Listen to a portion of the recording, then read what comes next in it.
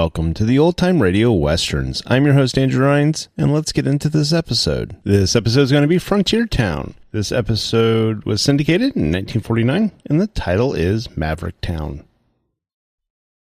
Frontier Town, the saga of the Roaring West.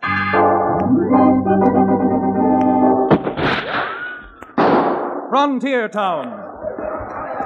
El Paso, Cheyenne, Calgary, Tombstone. Frontier Town.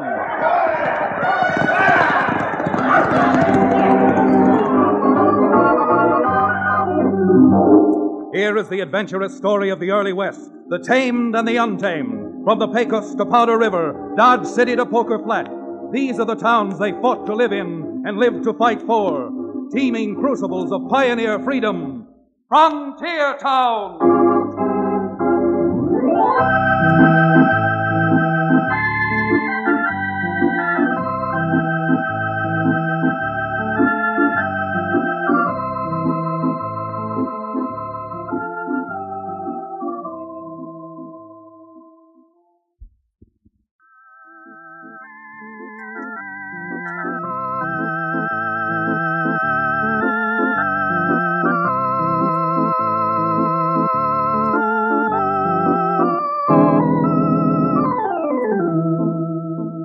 If you've ever heard of me, and believe me, there's no reason why you should have, maybe you know that I'm Chad Remington, often referred to as a saddle-stop lawyer. Well, I guess Dos Rios, my hometown, is a saddle-stop, because there's certainly no railroad within 50 miles of it. Just a few stagecoaches that pass through, and most of the time a constant stream of cowponies. As for being a lawyer, I guess I must plead guilty, Your Honor, because I make part of the living I do make from the practice of law. However, a small cattle ranch is one of my assets, and a few weeks ago, cited by Cherokee O'Bannon, the reformed medicine man who now owns our livery stable, I rode over to another town to buy some breeding stock. And what I'm going to tell you about now hit us like a cannon shot on the way back. We were about, 40 or 50 miles from Dos Rios, jogging along at a lively, sustained clip, and the O'Bannon was matching the rattle of the pony's hooves with the prattle pouring from his lips. Ted, despite the fact that I own a livery stable, I must admit that I still have no true and lasting affection for horseplay. Oh? Therefore, Counselor, I would esteem it a great favor if you would be good enough to stop for a bit of rest and relaxation overnight at some town between here and Dos Rios. Or, to put it another way, Cherokee, you're saddle sore. Sir, it's not my saddle it's sore. That portion of me, however, that comes in contact... Whoa, that's quite enough. You don't have to draw me a physiological blueprint. And as a matter of fact, the same idea had struck me. I'd been thinking of stopping off in Maverick Town, at least for a good meal, and then deciding whether to go on to Dos Rios or not. Well, a good meal would be more than welcome. Is there any place in a burg they would call Maverick Town where one could obtain a good meal? One of the best places in the entire state, a little restaurant run by some Mexicans I know, Luis and Teresa Ibarra. Well, that doesn't sound too appetizing, my boy. No, indeed. But it is, Cherokee. They make the finest pollo con arroz and chili rellenos you've ever eaten. Of course, the food is hot. Well, in that case, I'm all for it. Well, you like hot food? Indeed I do. Indeed I do. Hot food seems to give me a thirst. Give you a thirst? Oh, Bannon, when the good Lord assembled you, he might have shortchanged you on scruples, but he certainly gave you a triple dose of thirst. All right, come on. Your tongue is starting to bulge now. Let's prod up these ponies and get into Maverick Town. And I'll introduce you to Luis and Teresa Ibarra mighty soon.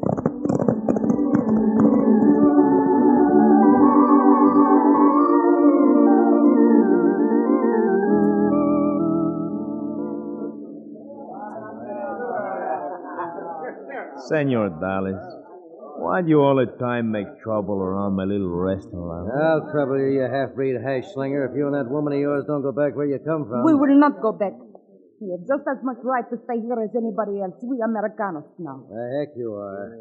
We ain't got no room for foreigners like you within 20 miles of Maverick Town, you understand? But, senor, Me a spouse and me with citizen, just like anybody else. Why waste time talking to them, Dallas? If they ain't going to leave, how about making them entertainers? Come on, let's make them dance. Doggone it, that's a good idea, Blinky. All right, you two, let's see you dance. Come on.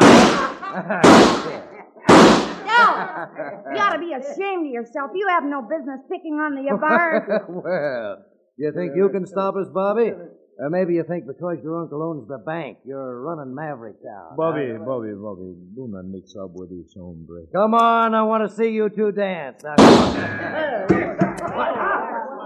who done that? Who's the sidewinder that shot my gun out of my hand? Well, tear him apart. Well, start tearing, mister. I'm right here, right in front of you. I'm right behind you, Chad. What business you got butting in? Well, let's put it down as the business of any decent citizen. Because from the little I seen of you, I hardly think you qualify. Well, you ain't gonna see much more of me because I'm gonna close your eyes. Look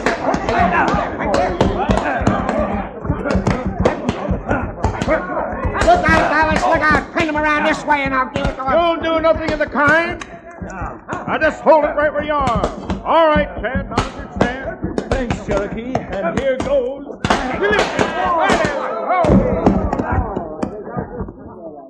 Now, you'd better get up and dust yourself off before I decide to do the dusting for you. Come on, Blinky. They got other ways of handling jaspers like them, too.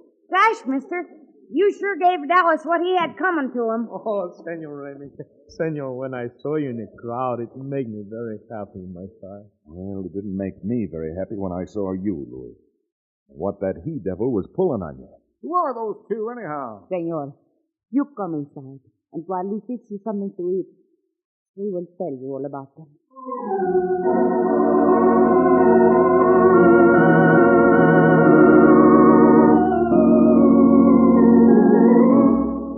Well, there wasn't much that either Luis or Teresa could tell us about the pair who had been picking on them, except that suddenly, for no apparent reason, someone was trying to make Maverick Town so uncomfortable for the Ibarras that they'd pick up and move. However, there was a reason we were to find out soon enough. And while Cherokee was washing down the hot food with glasses of red wine, had we been over at the cafe and dance hall across the street, we might have found out exactly what the reasons were. Come on, Blinky. Lay off that bottle. Come on back into my office. I want to talk to you. Sure, Dallas. Although it don't look like you're going to enjoy talking much with your lips split open. Yeah? Well, before we get through, there's going to be a lot more than split lips around this town. Come on. Come on. Get that office door open. All right, now take it easy, Dallas.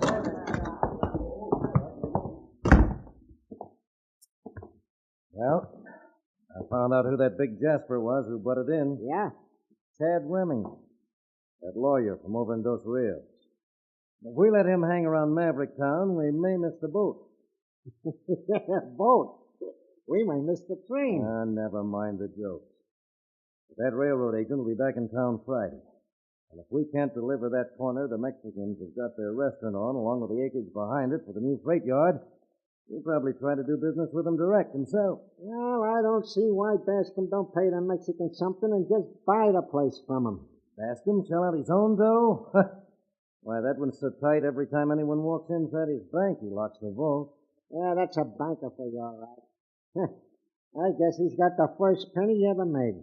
Well, we're getting a few of them pennies once we run them Ibarras out of town and Bascom takes over their property. But I got a hunch we're not going to get away with it unless we get Remington out of town, too. Yeah? And how do you figure to do that? You know, from the little I seen of Remington, he's a plenty salty maverick. He handles himself all right against one man. You think he can against six? Yeah? 6? What do you mean? I want you to get some of your boys and lay for Remington. As far as anybody else is concerned, I want it to look like Remington picked a fight with you. Ah, I get you. Well, don't worry, Dallas. That's what you want. We'll give Remington the full treatment. You better make sure you do. Because with Bascom ready to pay us $2,000 to get that Mexican's property for him, you may want to live long enough to collect your share.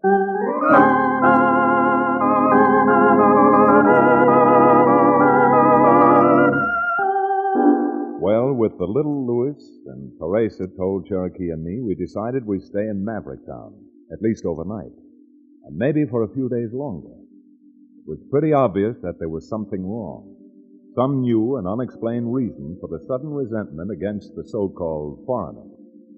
We decided to find out what it was. Well, after the biggest and best meal we'd had in weeks, Cherokee and I left the little Mexican restaurant and started down the street towards the hotel. We hadn't walked very far when suddenly 5 men came out of no place, and before I realized it, the meanest looking of the bunch had managed it, so I bumped into him. Hey, what's the matter? Ain't there room enough on the street for you? You have to walk all over my feet? I wouldn't if you'd keep your feet where they belong. Oh, one of them smart jaspers, huh? Well, we'll soon... All 5 of you? Now, unless you're tired of living, keep your hands away from those guns. Why, you... Come on, get 'em, boys. I got to show you. They ganged up on us. Keep those 2 tied up, Cherokee. This one's going for his gun. Oh, you guys are breaking my arm. Let go. All right. I'm going to give you a better chance than you gave us. I'm giving you 3 to clear off the street. Come on. Come on. Billy Blue Blazes, Chad, have you ever been punched in the stomach after 3 portions of enchiladas? You know, it must have been the enchiladas that won the fight for us. The garlic on our breath did more damage than our fists. Besides, what they shook up inside of you was 3 bottles of Eno. Golly, mister. Every time I walk down the block, you seem to be having a fight with Dallas or some of his boys. Then you know who those highbinders are, son? I don't know them personal, but I know they all hang out at the Lady Luck Saloon. They're all friends of Dallas Vixen. He owns the saloon. Any idea why this Dallas person should suddenly take a dislike to Louise and Tracy Ibarra and start making trouble for them? Gosh, no. As long as I remember, everybody in Maverick Town is like Mr. and Mrs. Ibarra. This is something entirely new. Well, son, there's only one way to try to get the answer. That's by going directly to headquarters. What do you say, Cherokee? Let's go into the Lady Luck and see if we can find this Mr. Dallas Vixen.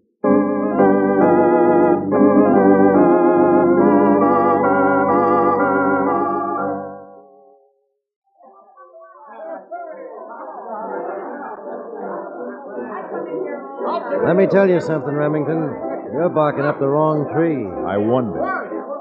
There are some trees that folks around here might be tempted to use, unless you learn to behave yourself. Yeah? Well, we got some pine trees around here, Remington. They cut down easy, and a couple of men can build a 6-foot box out of them awful fast. Well, if they do chop down a pine tree, why not have them build 6 more pine boxes? Because you and your gunslicks might need them too. Well, if that's all you got to say, Remington, I'd be very much obliged if you'd be on your way. Having you around may give my place a bad name. Any bad name this dive might have probably will be cleaned up before this week is over, Dallas. Right along with some of the characters in this town.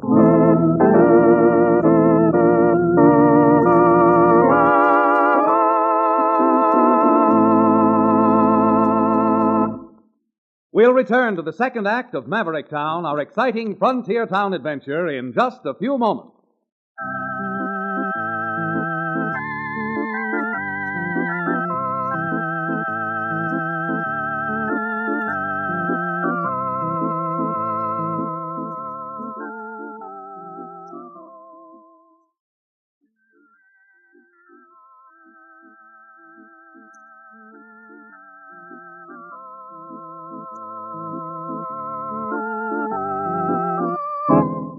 And now, Frontier Town.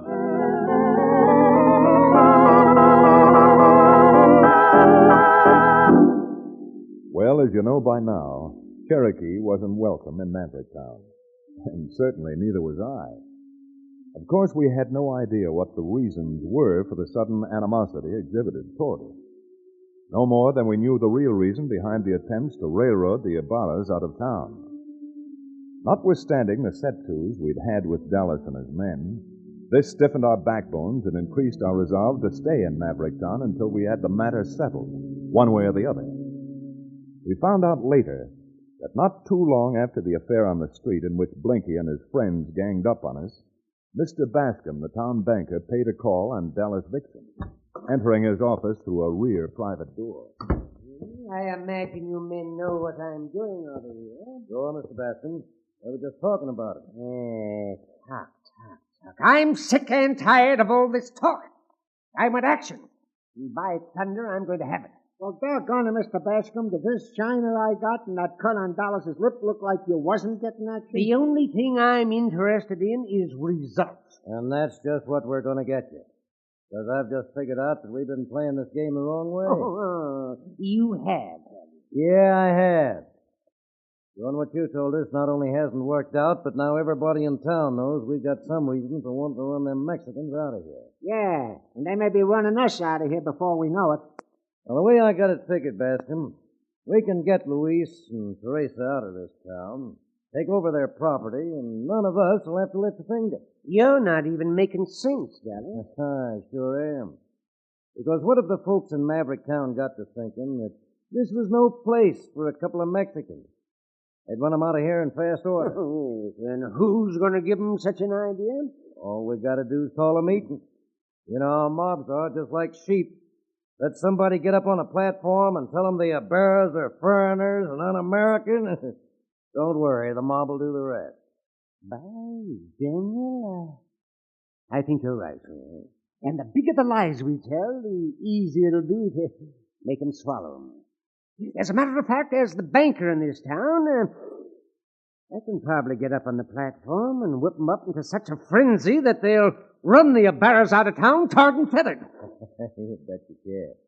And by noon tomorrow, you'll be back laying $2,000 right here on my desk.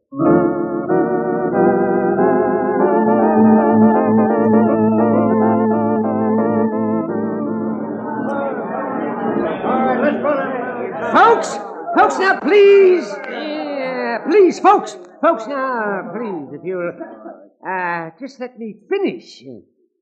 All I'm saying is, what sort of town are we building?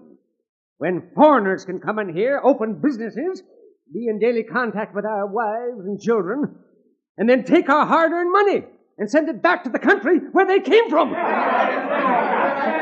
I say, if we don't get rid of the undesirable foreign element, your ranches won't be worth a nickel. All the ridiculous hogwash. You remind me of a herd of spooky cows being stampeded. Now, what sort of a man is this banker of yours that he's trying to turn you against Luis and Teresa Ibarra?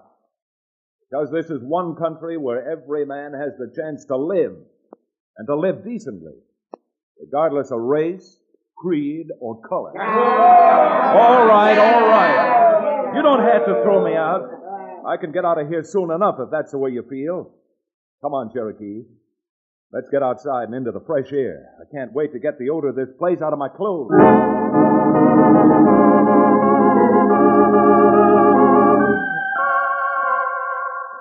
Senor Remington, Louis and I, we have talked the whole thing over. You heard about the meeting. Sure. We decide we're going to get out of Maverick Town before we cause shootings and trouble. That's ridiculous. Now you're actually talking like a foreigner. Cherokee's right. Good Americans don't run away from trouble. No, senor. We like very much for stay in Maverick Town. This place our home, but... well... They haven't run you out of town yet. And they're not going to if we can ever find out why Bascom, the banker, suddenly pops up spreading dissension and hatred. I cannot say, senor. But anything this banker does always has some connection with money. Why, just looking at that thin, hard mouth of his made me feel like I wasn't looking at a man, but I was looking at a shark. See. Except that the shark, you can catch him on a hook. That's only half right, Luis. You can only catch a shark on a hook if you've got the right bait.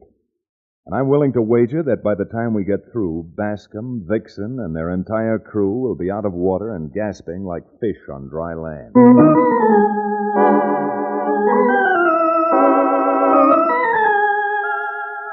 Teresa seemed to have the only possible clue to the whole situation. Bascom wanted the Ibarras out of Maverick Town because of some reason that had something to do with money. There seemed to be no way of finding out what his reason was until I got about the wildest idea that ever entered my head. Remembering that we had met his nephew, Bobby, on the street, Cherokee and I took the advantage of the chance acquaintance to ride out to Bascom's house and see Bobby late that afternoon. Gosh, I just don't see what you mean, I guess. Bobby, we're trying to tell you that your uncle's in danger. Locked up inside that vault. Locked in the vault. We've got every reason to think that he is, and that's why we came to see you. We thought if you had a set of keys that would let us into the bank and knew the combination of the vault, well, we might be able to get your uncle out of there before he suffocates. Whoa. Uncle does keep some papers and things in a little desk in his bedroom. And that's where the keys are, and the vault combination ought to be. Come on, Bobby. We just haven't got a second to waste.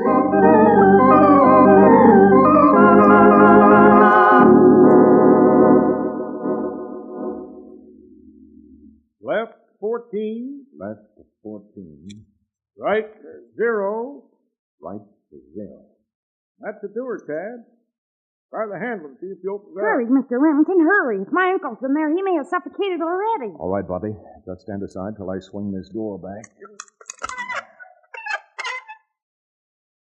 Mr. Remington, there's nobody in the vault. No, Bobby, but I've got a hunch there is something in the vault that I'm looking for. You mean you talked me into getting you the combination just so you could rob the bank? The only thing I'm going to remove from the vault won't be something that's valuable to the bank. If it's here, the only value it will have will be to all of Maverick Town. Wait, you're nothing but a big crook. Cherokee, grab the youngster and hold him. Now hold still, Sonny, because I certainly don't want to hurt you. Get away from me. Leave me alone. Could be in this drawer. Marked private correspondence. Hurry it up, Chad. This youngster is worse than a wild catamount. I'm doing my best, Cherokee, but there are so many papers in here that... Well... Looks like all the risk we've taken aren't wasted. Here's a letter from the railroad saying that they're building a freight yard in Maverick Town, and that they need the property the Ibarra's restaurant stands on for their freight depot. I don't believe it. That'd mean my uncle's a crook. You just be grateful it's your uncle and not your father. Uh-oh. That looks like Bascom just pulling up outside in a buckboard. But he'll come in. He'll catch us here. Yeah, I suppose he will. But it's a little doubtful as to whether he's catching us or we're catching him. I can slip out through that window over there, Chad, and do the rest of what you had in mind. All right, Cherokee, I think you'd better. Now get going. Now you watch your step, Counselor. Although this is law business, you've broken the law, and you may be up to your neck in trouble. Now, will you stop talking and get out of that window? Bascom's at the door now. Now, you get behind the vault door, Bobby. When your uncle finds me in here, there's apt to be trouble. Gun trouble. Come on in, Mr. Bascom. What? I've got a little business here I want to discuss with you, and I don't think you're going to enjoy it. Why... How'd you get in here? Never mind how I got in, but let's discuss why I got in. And to save you worrying about it, I was anxious to get my hands on this letter. Yes, sir. Why, you unmistakable... Bascom, you'd make another mistake clearing your holster. You don't scare me one bit. Besides, I've got you dead to rights. I'm warning you, Bascom, let your gun alone. You must be 20 years older than I am, and I'm trying to give you an even break. The only break you're going to get is... Go on, drop it. No, let go of me. I'll let you go right now.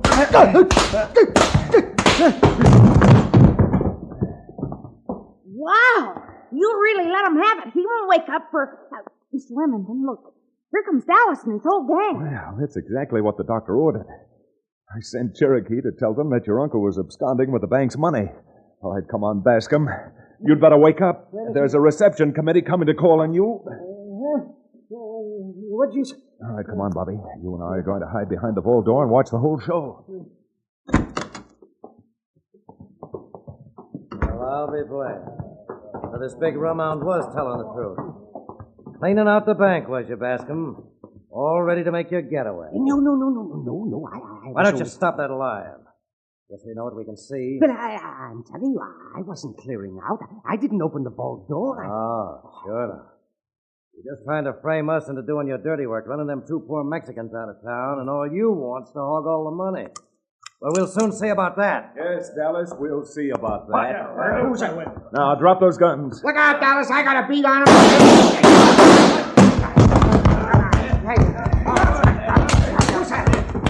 Cherokee. lend me a hand. I'm going to shove them all into this vault and slam the door. Well, that's it, Chad. We've got them now. Well, I was glad to help you, Chad, but locking those crooks up inside that vault. Well, until we get the town marshal and some deputies with handcuffs, can you think of any place better for a crooked banker and his gang to be locked up?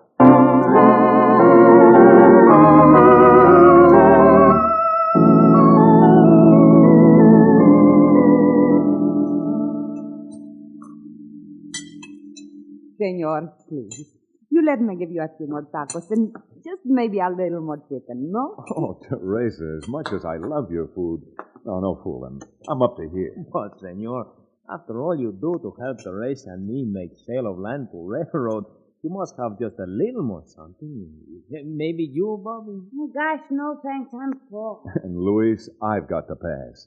But maybe Cherokee will oblige. Amigos, I just couldn't hold any more food. However, if you just happen to have a glass of something to wash this down with... Oh, yes. Here, Senor Cherokee. A whole full bottle of very finest tequila. Tequila? What is wrong, senor? You do not like tequila? Well, I'll tell you, my little pigeon. I once had a sip of that Mexican liquor, and the only thing I'd use it for now would be to give a slug of it to some woman I hated. Give it to some woman you hated, Cherokee?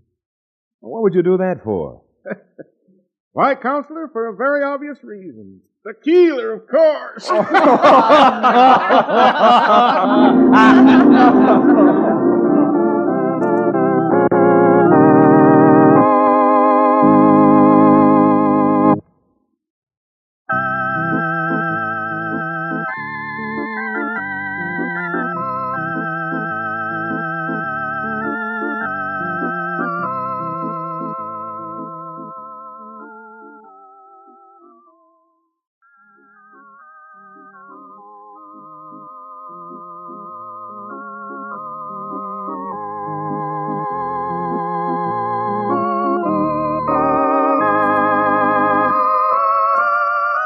Frontier Town, starring Reed Hadley and featuring Wade Crosby, is a Bruce Ells production. Story and direction by Paul Franklin. Music written and played by Ivan Ditmar. Be sure to be with us again same time next week for another fine action-adventure story with your favorite young Western star, Reed Hadley. And now this is Bill Foreman to tell you that Frontier Town comes to you from Hollywood.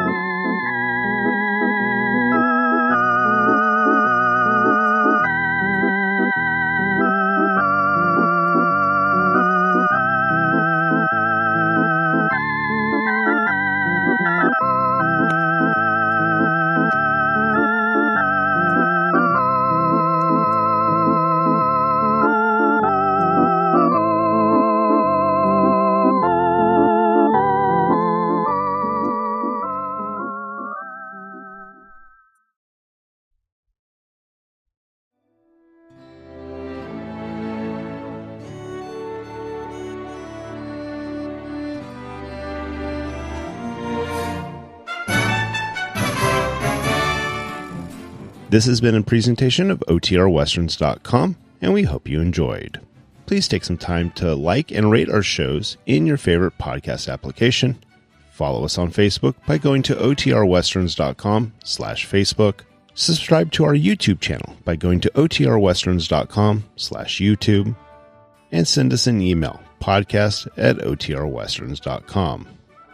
You can call and leave us a voicemail, 707-986-8739. This episode is copyright under the Attribution Non-Commercial Share-alike copyright. For more information, go to OTRWesterns.com/copyright. Have a great day, and thanks for listening.